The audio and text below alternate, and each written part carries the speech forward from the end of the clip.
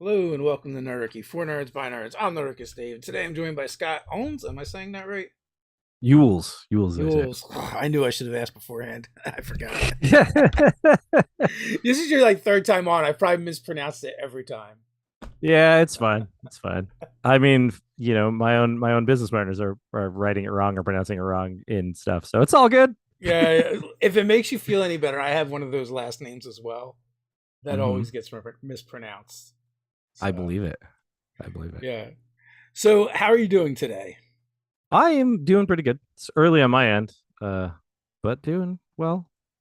Well, Dogs early were. afternoon for us. So, well, That's if you'd right. be so kind to introduce yourself and kind of tell people a little bit about you. Sure. My name is Scott Yules. I am a sort of low side game designer. I made Maximum Apocalypse RPG and Beta Red, and I'm just a game designer in Portland. Really, is who I am. With two dogs, so that's a thing. That's a That thing is the that, thing. Low side. What does yeah. that even mean, man? You're a game designer. I don't You've know. designed I'm a game games. designer.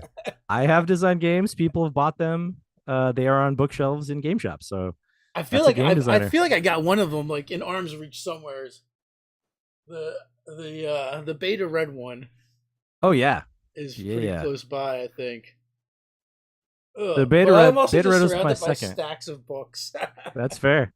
Yeah, Beta Red was my second game. That was the one under my label versus like the partnership I have with Rock Manor for Few and Cursed and for Maximum Apocalypse. I decided to try to strike out on my own and see what it was like to make like a smaller zine game, and I did pretty well. I've got Nice. it right here. That's Beta Red. Are are you designing games full time now? Is your plan to go full time? I mean, I would love to design games full time, but there's like these things called bills and like stuff that have to get paid. And games are great, Overrated. but yeah, I know who needs bills. But like I would love to do that. I would. That is like an end goal, right? To eventually be full time. But even some of the full timers that I talk to regularly have kind of struck back a little bit and have to take on like regular jobs. So you know, Yeah, I mean, it's also. I feel like also there's also sometimes a bit of a myth too in the game industry, like it's the doctor's wife kind of deal, where it's like, yeah, like they're doing the thing, but it might be because their partner is really successful and it allows them to do that yeah, other yeah, thing as yeah. well. Yeah, I mean the same thing with like writers. I know there's a writer that I follow, and she does really well for herself. But like the reason she can write so much is because her husband apparently has a really amazing job, and so she can just write, when she wants to, and so that's why she does so well. I would love to be that. If we ever get to that point where I was like my wife's doing so well that I can just make games, I would take that in a heartbeat. Yeah, I mean, and you can get there in the industry. It just takes a bit more. It's a bit Yeah, harder. it takes a little time. It takes some effort. It takes some. And realistically, I think it's actually a lot has to do with time. The one thing that I've learned is like when you put something out, Yeah. like you're not going to become a millionaire overnight. Like even some of the games that are now quite popular have were out for several years before people started noticing them, right? And so like that's a thing. And so that's just the gaming world as a whole. Yeah, there's no such. There rarely is there such thing as an overnight success. It's like No, most of the people don't see the 10 years of struggle that come beforehand. yeah. Or like the 50-year struggle as this is the case with the most popular game in the world right now. Yeah, it's had some ups and downs. Yeah. So, we're here today because you got a new project you're working on. It's on Mhm. Kickstarter. Links are in the description as always. Called The Few and Cursed. Tell me about that. Where was the inspiration for that? We've been talking about a little bit before we went live here, but Yeah. Well, Few and Cursed is a comic book from Timberwolf Entertainment, made by Felipe Canio and Fabiano Neves. I was mixing up their names. I was about to take like all mixed up. But they made this comic book. They're a small publishing group. They made this comic book called Few and Cursed, which is this sort of weird West world. It's like it's technically like 1910, but the world has been in a perpetual state of Wild West since the 1840s when some mysterious, unnamed, and probably never going to be solved in the comics event happened that removed all the surface water from the world. So there's no more lakes, rivers, oceans, none of that. And so water became the new gold that people mine out of like the center of the earth, essentially. And everyone runs around being Wild West. But there's these this like lean into dark magic and like objects of power and things, and so there's those and monsters in this world, and that's sort of the world that is the Few and Cursed. And we approached it from that partnership with Rock Manor Games um and Timberwolf Entertainment, that they made the Few and Cursed board game. And so we sort of leaned into that and see then like asked them if they would be interested in making a setting or their own game, and they were like, yeah, we'd like to make our own game. But we made this like compromise where it's still the same rules as Maximum Apocalypse. So you can, if you have the Maximum Apocalypse core set, you can just slot this in as another setting and make it a setting book, or it contains all of the rules to play it by itself. So you could just pick that up and play just that and not worry about the other things that we have created that will slot in. But the other side to that cool part is that because it's all the same rule sets, then all of the monster stats and everything are all the same. So if you wanted to grab some of the creatures from the Maximum Apocalypse monster manual, you can just grab them and throw them right in. Don't have to modify anything, except maybe technology. It might be weird for a robot, right? That might be weird. But otherwise, but you could do that. That's fine if you want to. But it I mean, would I you think could we've just all slot it right seen in. Wild Wild West, right? So Yeah, exactly. You could throw in some like jury rigged vehicles. Totally fine. Absolutely fine. so what do you do in the game? Who are you in the game? So yeah, so there's basically regular people who are trying to survive by like forging water and stuff. Like water is very important. You need it to survive. So there's people who forge water that are miners. Then you have, farmhands, sort of the typical stuff you'd find in the Wild West. But then there's also gunslingers who, draw down on people in the middle of the street as you'd expect in a Western type setting. But then the core thing is you also have these curse chasers whose whole purpose is to find these curse objects and deal with them and kill the creatures related to them. But there's multiple ways of surviving. So like just like Maximum Box, just like in this game, you're essentially going to create your character based on these archetypes, whether they're like a blacksmith who crafts things, or a doctor who helps people, or a curse chaser. And then you're going to select your survival focus, which is how you actually survive. So that would be forging, making communities, the dark arts and leaning into these dark things, or your faith, like that kind of stuff. And so, based on what kind of curse chaser you are, you might be finding these curse objects to destroy them to help people in the world, or you might be a dark arts curse chaser where you actually take them and use them for your benefit, because they all intrinsically have special abilities they grant you, but then they corrupt you essentially. Um, and then eventually, if you get too much corruption, if any character gets too much corruption, they become one of the monsters. And so you have this playable monster thing that's actually the second side of your character sheet. And you can actually play as the monster. You might become a giant crow thing or a huge snake that does stuff. But you'll obviously have problems, like if you were one of the creatures that is aggressive and has to attack every 2 rounds, or else you go crazy. Then you're going to be constantly fighting things, even if that means only your allies are left in front of you. So there's this balance between being like a monster and then being like a human character essentially. And so you get to play around with this, like trying to make like these roles like to turn back into a human form, so you don't just kill all of your friends and things like that. And on the flip side, your friends, maybe they have to kill you because you are just going insane and like you're just wrecking everything. Like Happens. in our Quackalope game, one of the players had a cursed object and they got hit and they decided to lean into it. They became the monster, and then they were fighting 2 cursed monsters at the same time because the player was just doing what the monster would do. And so they had the players being like, the all of the other players fortunately had no idea that the second cursed monster was one of the other players. Like the players knew, but the characters didn't. So Yeah. they were reacting as you'd expect for, okay, there's now this other thing, let's deal with that, until eventually they managed to turn back into human before they got killed. And so then it was like, oh, we were shooting our ally the whole Oops. time. Yeah. So it's really cool, like this play around where you can be like a normal person doing survival things and get caught up with these monsters, or become a monster and then also potentially be helping your party. So one of the things I'm always curious about different RPGs is sometimes they have this very unnatural need to put a group together, right? Mm-hmm. To have the adventuring party, quote Right. unquote adventuring Right. party. How do you do it in this game? Well, in this game, that's it. There is sort of a flaw of that, because if all of the players want to do something else, which is what we experienced with Quacklope, if they all want to do something else, then you just have 4-way party. There's no reason for them to get together, but because of things like the monsters and the cursed objects, there's usually some motivation for everyone to be involved because of that survival method, right? So Hmm. the key trick is actually when as a designer of an adventure is to sort of figure out the motivations for each of the character. And if you put them all in the same place, well then all of those characters would be intrinsically interested. If the forager finds out that there's water at the location wherever something weird is happening, they're going to want to go.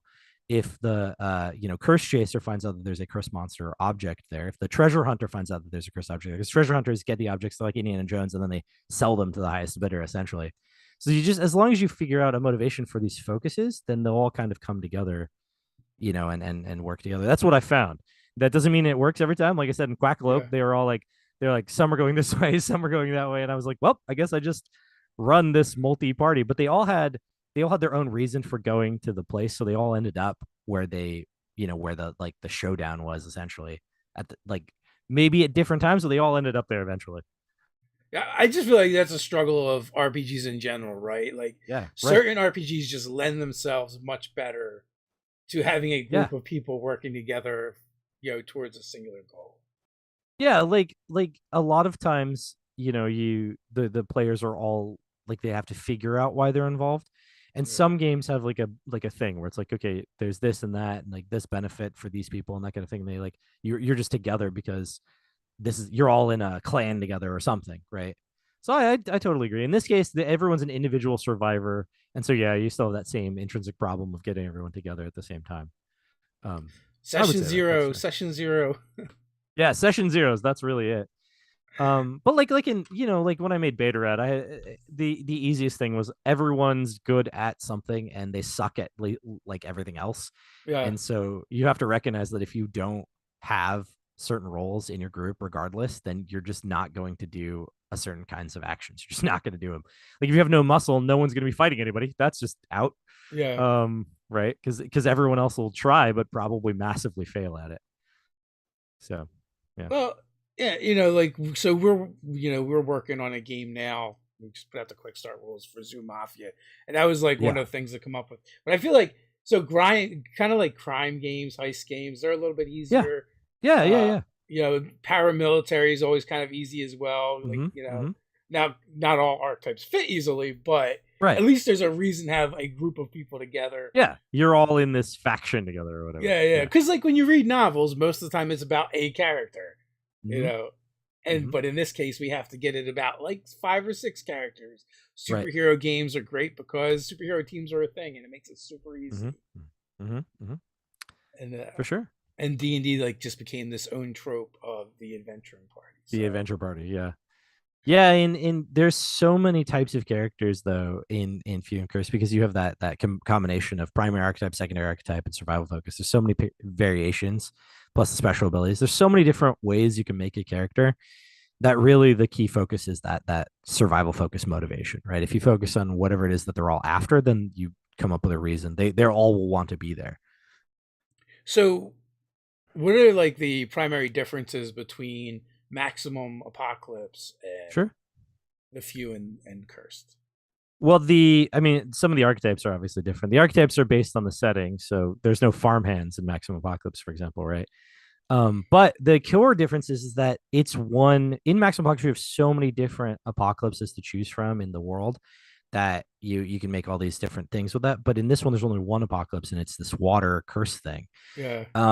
So what we did instead is that in you have that survivor focus. That's basically sub genres of that one apocalypse. So that's different from Maximum Apocalypse, where you had, one person survived aliens and one person survived zombies, and so they have different abilities and different understandings of things. Whereas in this one, everybody kind of knows what's going on, but they have different ways of dealing with it. So there's a difference then in like everyone's focused on one thing, and then you have these different sort of feels. But the core difference is the cursed objects and the monsters that it creates. So this one, unlike Maximum Apocalypse, which is kind of out there and crazy and gonzo and do whatever you want, it's just insane. There's kaiju and aliens. This one's like more typical, almost D&D esque, I guess we'd say. But like you have these weird monsters, and there's some MacGuffin that makes these weird monsters, and so it's a more traditional kind of game that way. But then you have the moral dilemma of like, if you know that the monsters are people, Yeah. then how do you deal with that, right? Do you just kill them? Do you try to talk to them? That kind of thing. Can they be cured? Can they be cured? And there was one of the arguments with someone threw out about Maximum Apocalypse is like they loved the game, but all of the monsters, for the most part, you can't negotiate with them. They just roll in and just roll Uh-huh. over your group, right? But in this game, so I was like, alternately, in this game, the monsters are people, and so maybe think about it differently. And like Yeah. instead of just going in and blasting them, maybe you go in and go, okay, well, maybe we can help them. Maybe they didn't want to be cursed, right? Because just accepting the object, you just like grab the cross of Coronado, right? Like Indiana Jones thing. If you just grab that cross, then you get the corruption. So maybe they weren't intending to become a monster, but because they picked up a thing, now they're a monster, and they don't know what to do to get rid of it. Yeah. So there's also a couple of live plays, right? Yeah, yeah. We've got Quacklope. We had one with them. We had one with Penny for Tail, which I'm not sure the videos dropped, but we did do one with them. We've got the RPG Explorer Society that we actually still have one more left with them. We have three Yeah. that we set up with them. And then tomorrow I've been working with Hollowed Haven Studios, who are wonderful people. And tomorrow we have the second part of the two-part adventure that we had with them. Um, Are yeah. And they then we have linked on the Kickstarter page so people can they check them are. out? Yeah, they're all linked on the Kickstarter page. In fact, Mike is making like a playlist for all their YouTube videos. So if you find like the videos, you can actually just like it's a playlist. You can just watch all of them if you Yeah. wanted to. The Yeah. other thing cool is that this comic book, is only like 8 deep. You said, right? Yeah, yeah, it's 8 deep. The first six were part of a story arc called The Crows of Mono Lana. And then seven started us off in this the story starts off with this thing with the Rapture clan and stuff going on with this group of people that are apparently trying to gather up cursed objects. But eight is currently in Kickstarter. And then they have a couple of trade paperbacks, but they're really more establishing the world. Like the Chronicles of the Few and Cursed is just a bunch, each just a bunch of stories of Yeah. different people in the world. And then Shadow Nation is their real trade paperback, and that's actually the story of one person. It's actually a party. It's actually more of a traditional party because follows this one person that like a cursed chaser joins them on their like quest to essentially deliver an item. And then as they go along, they meet other people who then join on in traditional story style where they pick up a new person and then that person turns out to be helpful until eventually, we reach the climax of the story. So there is a couple of stories that go along with it, but currently the main issues are only 8 deep. Now, are you writing any adventures to go along with it? Is like an intro adventure? Mm-hmm. There's I've written like seven now, but there's Hmm. essentially two. There's the quick start adventure called the Hangman's Tree. So the quick start is free and available for anyone to pick up, and it's written a little differently. It's written in that you literally just pick it up and go, okay, you play this person, you play this person, and I'm just going to read straight from the book to like work us through. So the adventure is what the quick start is. It's called the Hangman's Tree, and then in the book itself there will be two that we've already set, which are the Murder of Crows and Wendigo Woods, which is the one I'm Wendigo Woods is what I'll be running tomorrow with Hollowed Haven, and then we have a few more that we've written that we've actually said we're going to put in the book. Like Crown of the Gods is the one I did with Penny for Tail, and the Quackle adventure was called Fast Times at Ruko Ranch, which we've decided we'll probably actually put those in the book as well. Um, Now, are all those from your brain, or any of them inspired by the comic books? the Hangman's Tree comes directly from the Chronicles of the Few and Cursed. There's a Hmm. story of the Hangman's Tree, and Felipe and I were talking about what we should make the Quick Start adventure be, and he was like, "I think the Hangman Tree is kind of a cool story," and I agree, but only because the monsters are cool. So I was like, "Yeah, I agree with that." So we'll make that one, and then Murder of Crows is from my brain, but it was there's a scene in the sixth issue of the comic where the crows of Monolana attack a caravan traveling across the desert, and the adventure essentially is the people in that caravan. And Okay. so it did come directly from my brain, but it is very clearly taken right from the comic. And when I showed it to Felipe, he was like, "Well, I know you've read the comic book." It's like, yeah, Yeah. yes, I have. So it isn't technically from the comic book, but you could easily, if you read the comic, you're like, oh, I know where this scene is happening. This is happening right here in the Yeah, comic. yeah, it's inspired. Yeah. Yeah, if anyone gets a chance to check out any of the gameplays, please do. Scott's a fantastic GM. Oh, thanks. Yeah, I don't know I if we mean, and you played could one say that game or two I've run a games. game. I think we only run one. The Body Snatchers game, I think is what we did. Yes. Yeah, but no, it was good. It was a good game. Everyone enjoyed it. I had a lot of fun watching you guys try to figure everything out. It was cool. It was a lot of fun, and also that game itself is just kind of a blast, just because it's so gonzo, like you said. Yeah, yeah, go crazy. Have fun. That's basically the point of the game. So, what's next? For this game or for us Just in in general general. for you. For me, well, I've got a couple of things on the table right now. I'm working on the campaign book for Maximum Apocalypse to do like for the third expansion of the board game. Mike released a campaign mode and he created these adventure streams called like the Wasted Wilds. Yeah. And I have that now, and what we're trying to do is RPGify that campaign into like an actual RPG campaign rather than like a series of missions, but like you open up with like here's what the bad guys, the Your antagonists are your 1 through doing. 20th Yeah. level kind of. Yeah, Yeah. exactly that kind of thing. And then we also have some ideas for a game with them as well that it's like star traveling game. But I personally am working on an adventure series for Beta Red, and then also a friend of mine.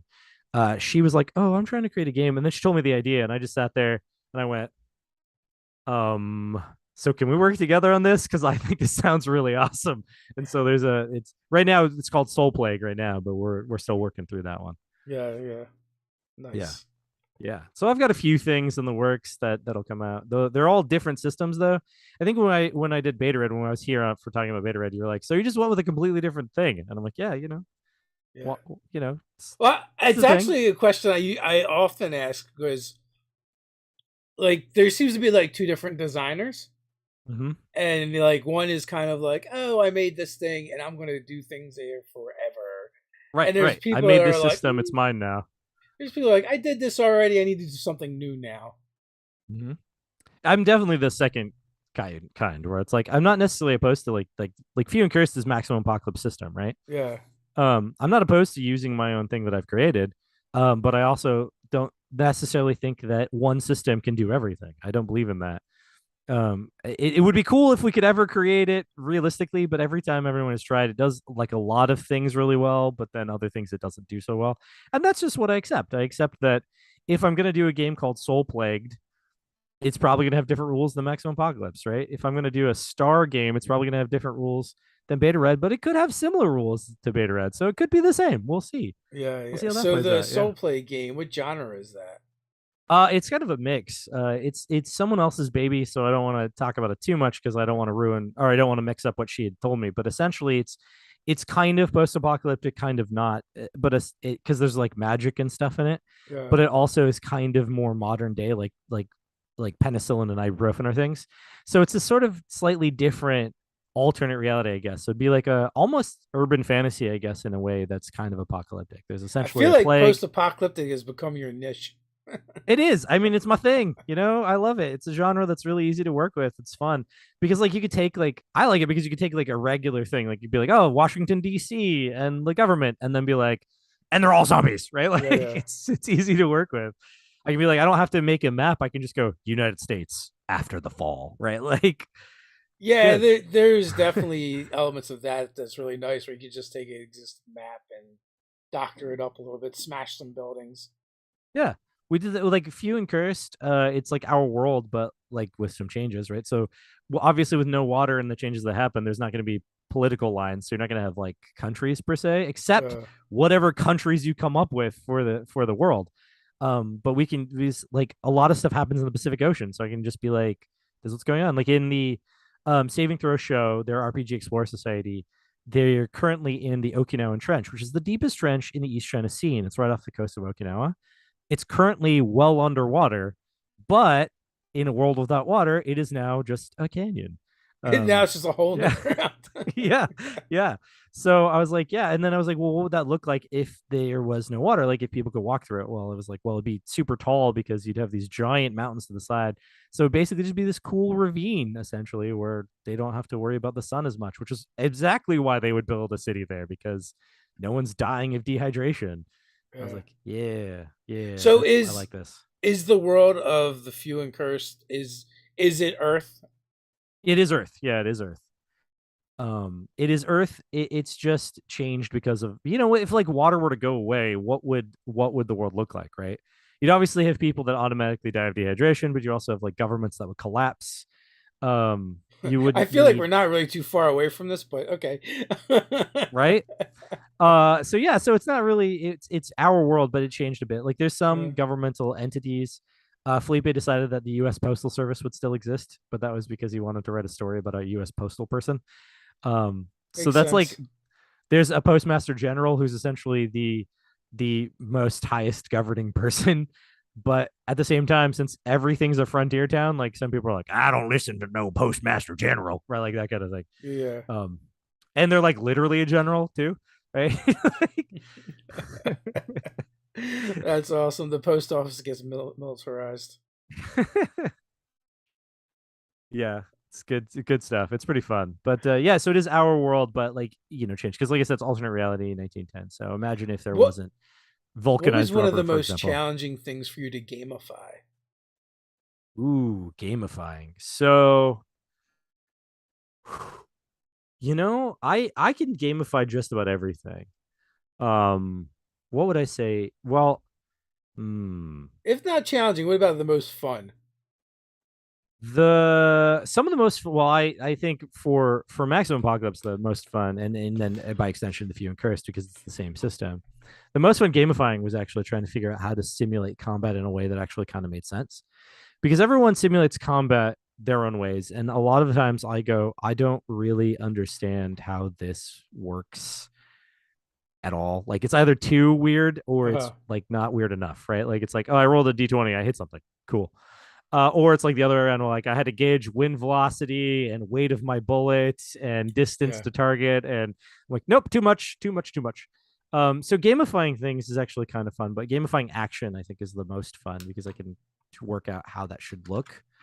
Um, and I've actually gamified, like I was working on a project that I've put on the back burner, but eventually I might do, called the Agency, and I was actually trying to figure out how initiative would change based on actions I took in combat, and so trying to gamify like the action sequence in like actual action sequence was really kind of fun. I came with a thing that I like, but again, I put it on the back burner. I'll get back to it when I have more time. Yeah. Um, I mean, yeah, combat is always tricky, and it I is. It's personally really tricky. I don't like I'll take hand wavy over ultra realistic any day of the week. Yeah, for And sure. and also to me, like it's unless that's specifically the purpose of the game, it's really not a whole lot of fun to go into Hmm. the game. Someone drops a die, and your character is now dead. Right, So it's like, right. you know, I don't mind, I don't mind brutal games or lethal games, but at least a little something more than a fluke, die roll and that's it. Yeah. Well, and so Beta Red, right? I made this game, and it's a cyberpunk game, and the thing with that one is like I wasn't leaning it. So Maximum Apocalypse has a lot of combat. That's like, survival is a thing, and survival when you're trying to, so when something's trying to eat you will generally involve you trying to push it away, right? Like you're Yeah. not just gonna let it eat you and be like, I survived. But with Beta Red, every time I take that to conventions and stuff, most of the time we don't even have combat. Most of the time people find like technical ways or social ways to get away from having to do any of the fighting, and I actually quite enjoy that. I think it's actually pretty nice to just kind of, figure out a solution to your problem that doesn't involve pulling guns on people. And they yeah, like I don't I've not played Beta Red, although like I said I do own it here somewhere. I don't know how lethal it is, but I do find in more lethal games, getting into a fight is not your best option. And that's exactly the reason, because in Beta Red you only have, it's lethal, very lethal, in that you can easily damage somebody. You probably couldn't kill them in one shot, but certainly two. The game is Yeah, designed like two shots will definitely take them out. But there's like armor and stuff, but that still only helps not to die quickly. But it won't stop you if somebody unloads with like a machine gun on you. yeah. I mean, you're not going to do so well. So yeah, so that's exactly the reason why people are like, well, we're going to lean into the hacker to like do some stuff, maybe hack these guys' things, or get us a backdoor in or something like that. So it leans into these like relying on technical experts or social experts to like distract people so everyone can sneak by and that kind of thing. And it usually pans out pretty well. So, do you find it hard to play games now that you're designing a lot more games? Yes. Yes, yes. I find that I often will judge a game instead of like actually read its rules and be like, yeah, good job. Like I'm like reading the rules and I'm like, nah, that rule is stupid. I'm gonna rewrite that rule. Right. Like, but no, I can still play. I just it is weird being on the other side of the table when you're so used to being on the front side, like on the back side of the table. When you're like behind the screen, you're like, I know everything going on, and you like plan for stuff and you get to adapt to your players. But when you're a player, it's like sometimes I'm sitting there going, I don't know what's happening, so I'm just gonna take a stab in the dark and hope for the best and see what happens. Oh, that was nowhere near where I needed to be. Oh, well, here I am now. I don't know what's going on. It happens to the best of us. So, That's what the but player life is. That's what it is. Just poke around until you eventually figure out what you're doing. so what about the actual? I mean, like the actual time of, like what I find is a lot of people getting to as they get more into design, they then Yeah. have actual less time to actually play. Oh yeah. I don't play ever. Like I have some standing games. I run some games right now that are not related to anything I'm designing. I got involved in I created a Hunter the Reckoning 5th edition game because that came Uh, out, and I was like, this looks cool. Let's make a campaign of it. But then I got cast for Holiday Haven series. That's why this is one of the reasons why I'm working with them so much now. I got cast as one of their players, and they do like serious production live stream kind of feels like they try to mhm. be as best as possible. And so we're all in cosplay and stuff, and that's really the only game that I'm in. That's it. Yeah, That's the only game that I play. And then I run one game, and then I'm doing the rest of the time I'm designing. I'm not really playing anything. it is hard. That's the lie of the RPG industry. You're like, uh, I know I'll do this for a living, then I get to play more, Yeah. and then No. it goes the other way. It's yeah, no. I remember reading too because I was a little too young to see any of the like satanic panic stuff for D&D, but I was doing some research on it You didn't for miss like a much. video that I made. But I was like reading about how like the lady who was in charge of the company TSR at the time, she like thought that all of her game designers were just sitting around playing games and not actually doing anything. And I was like, I doubt it. I bet they were all sitting around like running game sessions to test things. I bet that's what was happening. And she thought they were just playing games. I'm like, no, that's they were doing their job. That's what I think. Just this reading that like one throwaway line, I was like, oh no, they were working. That was work. That's exactly what that was. And it's also not nearly as satisfying too. A lot of times, um, when you're just trying to play test like a specific mechanic or how Mm-hmm. something works. So you have to like repeat a scenario over and over again, as Yep. opposed to actually like playing through as you would normally play through. Yeah. I mean, when you're testing the game, you basically make like one adventure to test this mechanic, or not even a whole adventure, just like this scenario. Like, oh, it's a free for all, like a battle royale. Just go fight each other, right? And I like this is the thing is you end up playing that scenario over and over and over again, and then you maybe do another thing to focus on something else, and you do that over and over and over again, and it's like going to like 5 conventions in a row where I'm doing the exact same adventure, so because I can test how multiple different audiences respond to these various things. Yeah. It's like, yeah, you know what? I could run Murder of Crows and Hangman's Tree right now with my eyes closed, no prep, just be like, hey, you want to do Hangman's Tree? Let's do it. Like I could just do it. What seems to be the favorite archetype? Gunslingers tend to be pretty popular for few and curse. Gunslingers and curse chasers tend to be fairly popular. Not the Lots of farmer. people, not the farmer. Though the farmhand. So the one of the reasons the farmhand seems like it's really boring, but when I've done some pre-gen characters that are like farmhand blacksmiths or blacksmiths and stuff, they actually are really good at crafting. And some people kind of go, oh, you know what? I didn't realize that I could just craft whatever I needed. Oh, this is kind of cool. So farmhands are not popular, but they get animal commands. You could have a wolf if you were a farmhand, right? And so it's like, I mean, it's not a bad archetype. They're essentially beast masters, right? Essentially what they are. But I think probably now that I say this, beast masters are probably the least popular D&D archetype. So hey, there we are. Um, It's the only ranger I've played. there you go. So if you're playing Few and Curse, the farmhand might be the only farm handy craft type you play. You might play something else, right? So as I choked to death on drinking water because I Yeah, I can't saw that. perform basic human functions here. Pardon me. But So that is kind of cool, and like I've had to do that in my own design, where you're like, how do you make this kind of pigeonholed thing that you feel like needs to be there Yeah. more functional and useful? It's like if you're making a space game where Yeah. you someone's going to be has to be the pilot, right? Well, how do you Right. make that not suck when there's no piloting to be done, or Yeah. like the problem with most space combat is like, how do you make it fun for the other players Right. when that's when the pilot's going to shine. Right. Same thing with like third edition Shadowrun with the hacker, where they were essentially playing their own game while everyone else was doing things. Right. It's like two separate games happening at the same time. Yeah, like that is the rough thing. That is what you have to work out. And there's just you just have to. I don't know. I don't have like a solid solution. I don't have like the silver bullet solution to that.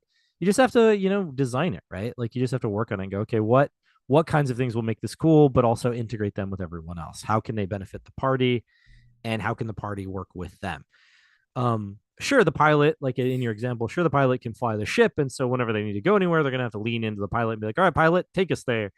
And then you're like, oh, you got attacked by space pirates. You got to do all these fly things. But then, what do you do for everyone else while they sit Yeah. around waiting for the ship to get destroyed? That is exactly right. Like it is that is actually the core of design.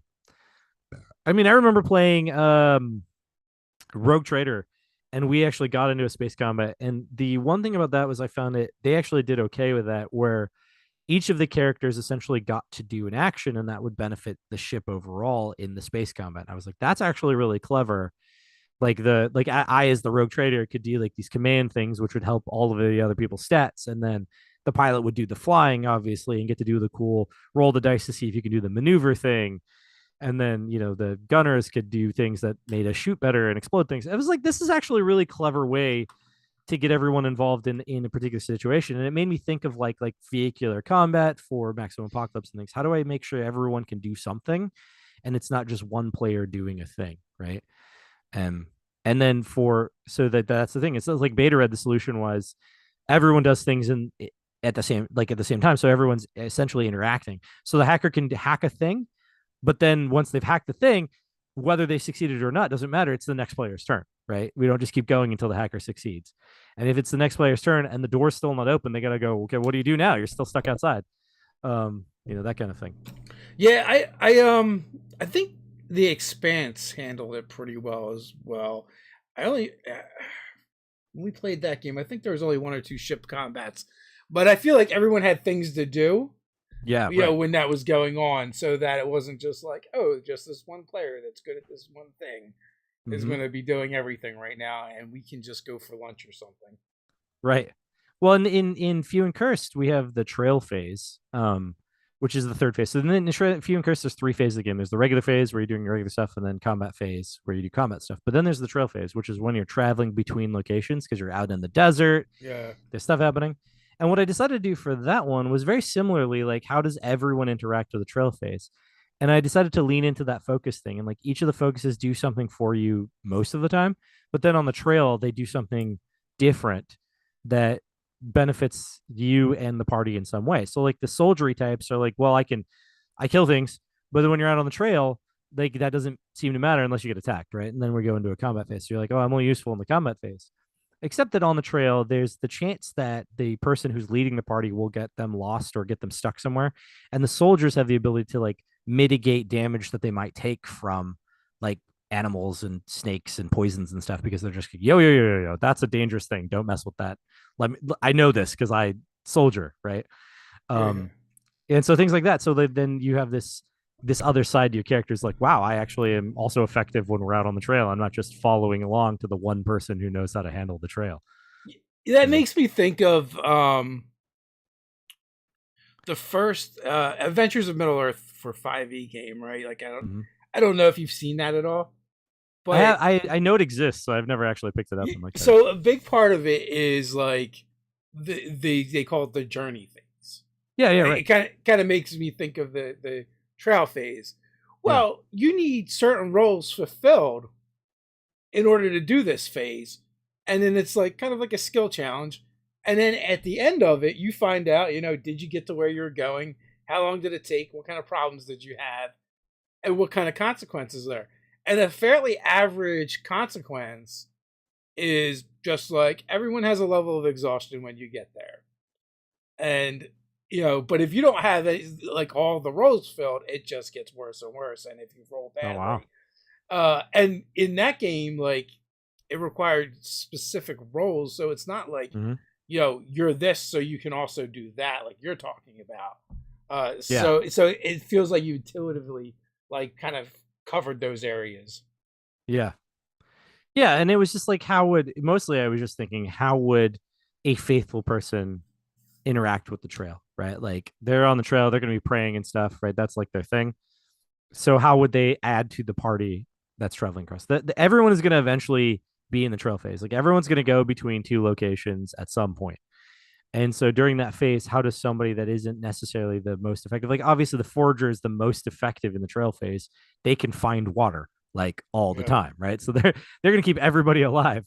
And that also means they're probably going to be the best at leading the party through. But bandits was a good example. How is bandits going to be like somebody who does banditry as their survival focus? How are they going to be helpful to a party traveling across the desert? And it was like, well, what could they do? And then it just hit me. I was like, well, bandits obviously know how to travel across the desert without being found, right? When like people are chasing them, they obviously know secret things or canyons that no one ever goes into or things like that. And so I'm like, well, they're just going to add to this function. Like they decrease the trip by day because they know a shortcut, like things like that. And so I was like, this is very helpful for everyone to be part together in the trail and be like, why am I traveling with these 5 people? Well, because these 5 people make it easier for me to get across the desert without dying. This is a good group. Yeah, that person knows how to kill things. That person knows where the water is. Yeah, I'm gonna travel with those guys, right? Yeah, yeah. like that. And that person Yeah. has Fluffy the wolf, and well, Fluffy's adorable. Yes, exactly. Yeah, Exactly. I like when I was making a playbook for Zoo Mafia, the driver, I had to like tackle that as well, right? And it's because it's like, well, it's a crime game, so you Mm-hmm. you kind of need the getaway person at some point or another. So Right, it's for an sure. archetype, so you can't skip it. So Right. like I had to take that approach too. It's like, well, what goes into being the driver aside from just driving things, right? Mm-hmm. And Right. then it's like, well, you know what? Maybe they're like daredevils. Maybe they're good at finding routes and ways. Maybe Mm-hmm. they're good at being inconspicuous when they're waiting to be the getaway person, right? Mm-hmm. So you start looking at all these like other things Yeah. that might go into being the driver that don't necessarily just involve driving. Right. Right. Yeah, like they've got to blend in. They don't even need a GPS. They just know all the roads really well, so they're super good at like ducking around stuff and staying out of cameras, Yeah. that kind of thing. Those are all useful tools for a getaway driver. So I think like you can take those like standard tropes and archetypes that have been problematic in the past, and you can kind of like reinvent them to Mm-hmm. make them more interesting, so someone doesn't feel like they're lame 90% of the game. Yeah, right. Like sitting around being like, I'm useless. I do remember I was with one of the beta red games I ran at a convention. A player was playing the face character, and they're like, "Okay, I did the negotiation in the beginning, so now I'm just going to be sitting around waiting for us to talk to someone later." But they ended up near the end. They were like in this train car. It's like a train heist, right? They're in this train Yeah. car. Got to heist this thing out of the back room. They know there's mafia dudes watching the door, and so this person just started like being a bard essentially. They just started like singing Sinatra. They claimed to everyone when they got on the train that they were the lounge singer for the train car. And then they just started singing and they were doing this stuff to like distract all of the guards. They turned out to be like the most useful person because then they did so well. Everyone's looking at them and they're like the others are like hacking the door and getting in Yeah. and getting the thing. And the guards are just sitting there being like, this guy's really good. Like Yeah. How come our other it's chain rides don't have a lounge singer? yeah. And so like when they finished, they were like, yeah, no, absolutely. If we didn't have you, that would have gone entirely differently. Like, yeah, I was useful as the Yeah. face, right? And it turned out to be like the best character to be playing right then. Is there a particular genre you haven't tackled yet that you really want to? You know, um, is there a genre I haven't tackled yet that I want to? I don't. I mean, I haven't tackled fantasy, but I'm not sure that I want to necessarily. I kind of want to tackle. I guess I kind of want to tackle like swashbuckling. I sort of proposed it for the Seas of Havoc board game when it was Yeah. a Kickstarter with the people that made it. This is another Rock Manor game. I was like, hey guys, Hey guys, you want to make an RPG out of this? Because I think I kind of want to do like the sea combat game kind of thing where there's like where movement's involved and not just movement for like your ship, but like movement for the person. And anyway, I guess I just have this idea on how like a swashbuckly game would kind of play out. And I think that would be the genre I haven't tackled yet that I'd be interested in tackling. Look out, Seventh Sea. Yeah, right. I know, and that's the problem. Is like I know that they could easily just be like, "This is just 7C," but I'm like, "No, no, no, no, no, Yeah. no, no, no. I'm gonna come up with something that's interesting." Not to say 7C isn't interesting. Don't get me wrong. I'm not trying to I don't trash know on those anything guys. about it. I just know that it was like the first RPG Kickstarter to break $1 million, Mm-hmm. and it really made me scratch my head. So Yeah, yeah. Well, and I can't remember. Is that the one? Is that the one that Chaosium eventually teamed up with, or is that the other one? I am not sure. I don't know. We're not experts. We're not Don't experts, quote us on so. anything. But to me, it was just odd. I was like, "Wow, that's crazy." And Yeah, now, right. like that's so many $1 million Kickstarters ago. That's basically how it is now. If you have like an IP, I think. Well, because if I remember, that one wasn't that one already kind of around for a little while before they went to Kickstarter. Like it had been existed before, and Yeah, it this was was a new like a edition. second edition of the game or Yeah, something. yeah. And so like when you have like an established history, I think is really what it does. Because like obviously Avatar: The Last Airbender was going to make $1 million. We all knew that. We all knew that going in that that was going to be the thing. Yeah, that's a popular IP, but I mean, Yeah, we're also seeing some other games where where they're kind of breaking through, yeah. and I wasn't really expecting them to. Mm-hmm. And also too, like just because there's the IP, it doesn't always necessarily mean That's there's true. enough of a That's absolutely crossover. true. Like like Blade Runner did pretty well, but it didn't do as well as I think they were expecting it to. Yeah. You know, yeah, that one did all right, but it was definitely more of the what you'd find for typical bigger name AAA ish, if you want to call it that, RPGs. And instead of like kicking out of the box, like killing it, like say Mothership did, right? Definitely didn't meet Mothership, and it was like, well, that's interesting. I'm always like I'm always fascinated by licenses in general Mm-hmm. because I just rarely feel like so people that get licensed to popular IPs tap into the actual fan base. I Mm-hmm. feel like they do a good Absolutely. job of finding the RPG players that are fans already, Yeah. but I never feel like they're like breaking into like new players that love that thing and bringing them over. I agree. I actually agree with that. As a person who works with other people's IPs, I absolutely agree with that. Like Maximum Apocalypse and Few and Cursed are someone else's IP, right? I'm just working with their sandbox. I do think that you're absolutely right on that. As now that I've done two projects with someone else's IP, I definitely think that it's more like you're tapping the audience that already knows about the thing Yeah. and less so new people. But hopefully you can create something that gets new people. Maximum Apocalypse seems to have struck out for new people. Like it seems to have been crossed that line and is getting new people. But I don't think initially it did. I think initially only sort of brought in the people that were aware of its existence in the first place. You know? Well, I mean, it's definitely an interesting concept. I mean, it's fun. I I've only played the RPG. I haven't played the board game, Right, right, right, right.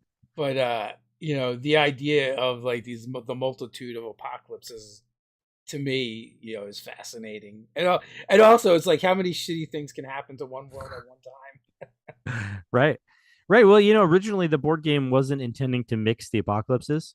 They were originally just separate things. And so you just played with the zombies or you played with the whatever. But after like the RPG became a thing, Mike was like, "Oh, let's change up. Let's add, I think it was the first expansion. Let's add rules for mixing up the monsters. So you could just be all of the apocalypse." I was like, now you're hitting something. Now you've Yeah. struck gold. Well, even the RPG, like that was the fun. I think that's the fun premise of it is you can mix them up, Yeah. or you can just go through and play them as different campaigns. Yeah, yeah. Where I sort of in the Maximum Apocalypse Discord server, somebody proposed the idea of doing a play by post with a certain number of people because they didn't want everyone to just jump in and interrupt it. But he's got a campaign that he's sort of set up that involves a few of the apocalypses and ignores a lot of the others. And I'm like, that's cool. He can do that. That's totally fine, and it's gonna be cool. Like it sounds like a fun premise for a campaign. and some of them, And honestly, they kind of like fit together fairly easily yeah. as well. Yeah, yeah. A few of them definitely do. Like food rights and peak oil kind of just snap together real easy. Don't even have to worry about it. just people going crazy over lack of resources, right? Cool. Yeah. But like, no, I personally, as the designer, I feel like they all kind of go together pretty well. But I could see somebody arguing that like time paradox doesn't fit with a lot of the other ones. But I'm like, no. Conversely, it fits with all of them. Oh, matter of fact, that one ties them all together. Yeah. Without time paradox, what are we even doing here? Yeah.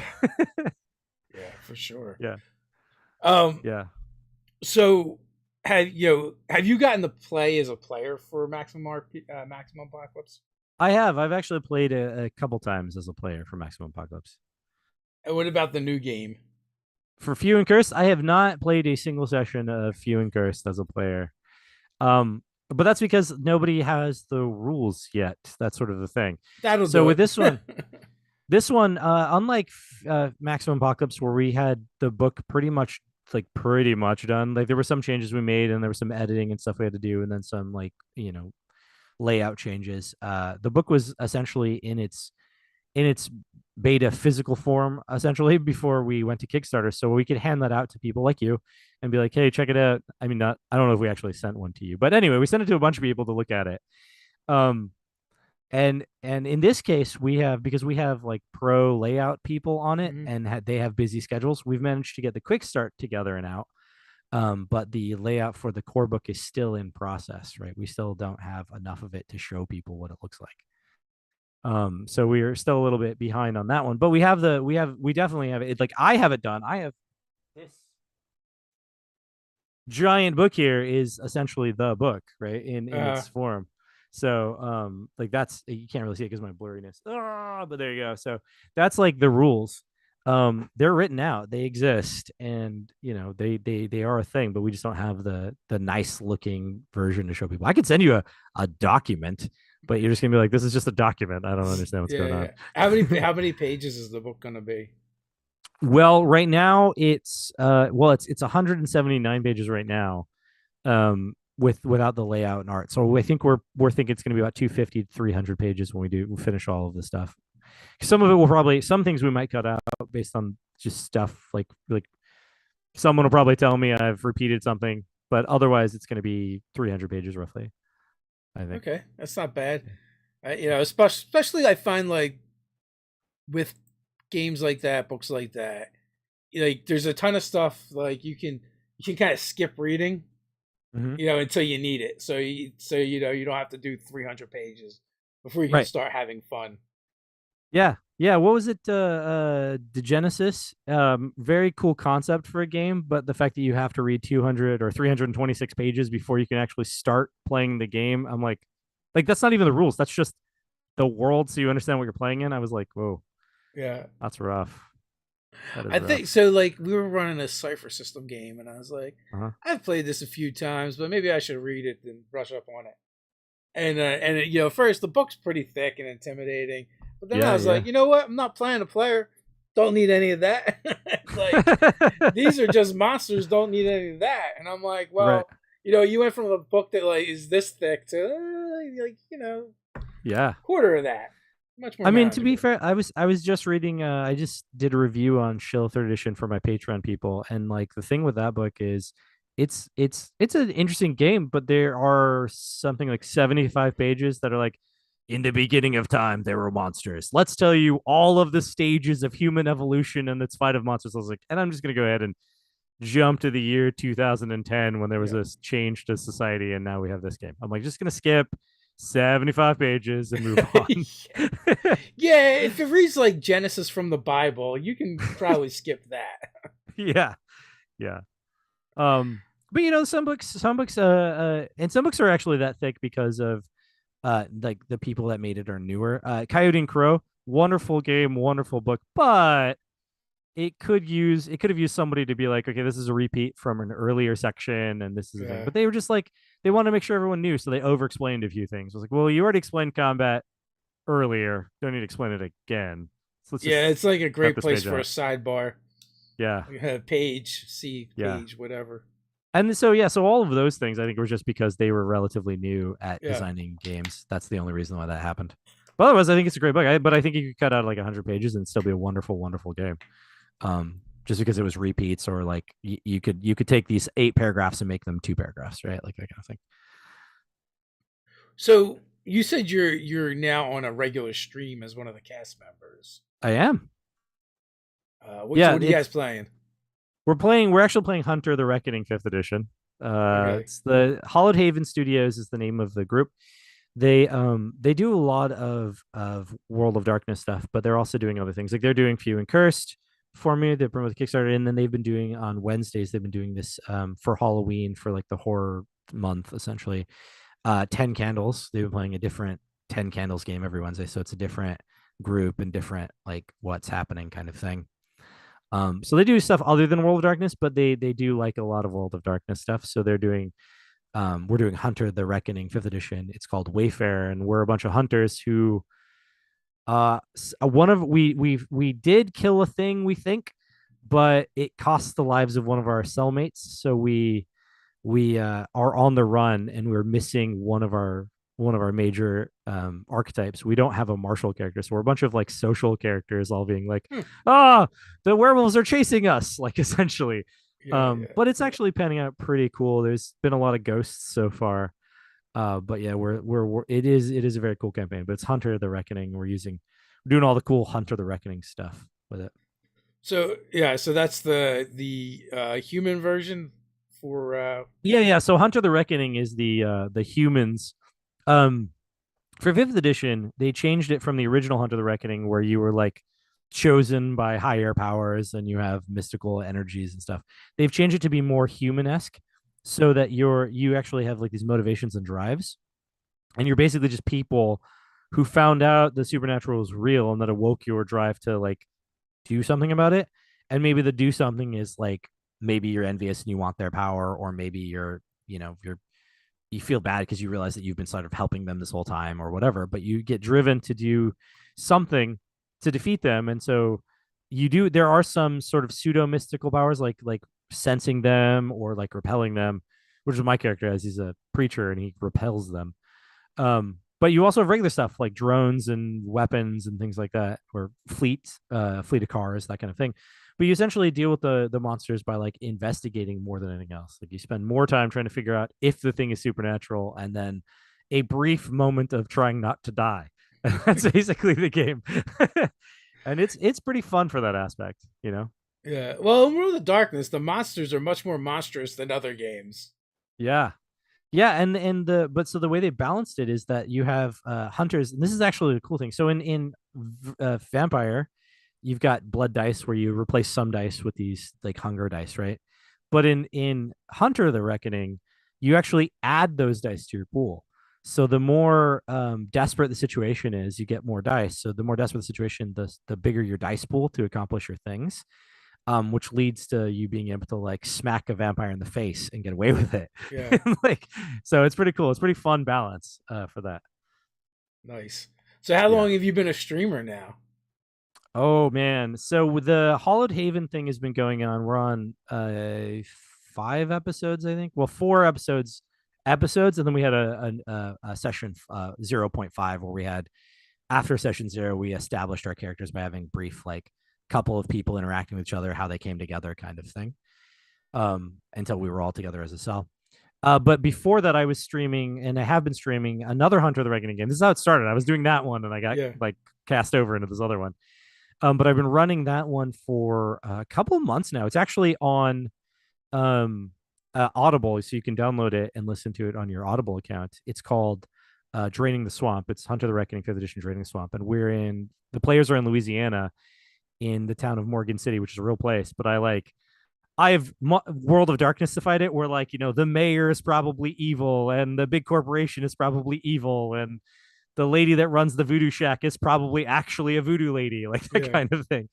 Um, but that's been going on for a while. We actually only have 6 episodes of that, but um, so that's been because that's every other week, so that's been like 3 months now or something, 4 months of that.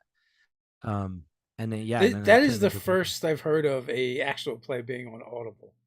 Yeah, it's actually kind of easy to get it on Audible. I just realized that like I just was reading up. I'm like, how do I get it on Amazon Music? How do I get it on Audible? And all I had to do was research, and then I was like, oh, that's what I got to do. Well, then let me make sure it fits all of those criteria, Yeah. and then submit it for review by Amazon. And then Amazon came back and said, thumbs up. And I was like, yay. And so now it's on Audible. But there's a few. I found the reason why I thought of this because there's actually, I think, two or three others that I saw that were on Audible where somebody had figured out how to make their actual play podcast on Audible. And so I was like, so that's got to be a thing. I just got to figure out what I got to do to do it. Nice. So does it Yeah. get? So does that bring new people to you guys? Yeah, it does because people notice it. We got a shout out from I can't remember which audiomovies.com or something like that. And it was like they did a shout out for the month of October. They were trying to shout out horror based like podcast actual plays and stuff. And Uh, they threw us a shout out and like find it on Audible. Here's the link. And I was like, yeah, because we're available on Amazon. So like go find it. Right. And I was like, ooh, yeah. yeah. I've never heard of that. That's cool. Learn something new. Yeah. Yeah, yeah. As long as it's a podcast, right? You can't do the video, right? You have to turn it into a podcast. And Yeah, yeah. so Just the audio. yeah, this the audio. But once you like do it and you get it up as a podcast, you can get it onto Google, which I did, and then you can get it on Amazon, which is what made it easy for Amazon because I got it onto Google. Yeah. So Google Podcast does it too. And I was like, yeah, We're everywhere. we're everywhere. You can find us everywhere. Well, speaking of finding us everywhere, down in the description you can find links to check out the Few and Cursed RPG as well as Scott other places across the interwebs. Any final thoughts before we head on out? We're just past the hour mark. All right. Well, I guess my only final thoughts are like, listen, games are cool. Let's play them together and have fun. And if you like Western stuff, you should check out Few and Cursed because it's a slightly different version of the West where you get to play around with monsters as well, not just like West stuff. That's cool. So, It is final cool. thoughts. So with that, until next time, stay nerdy.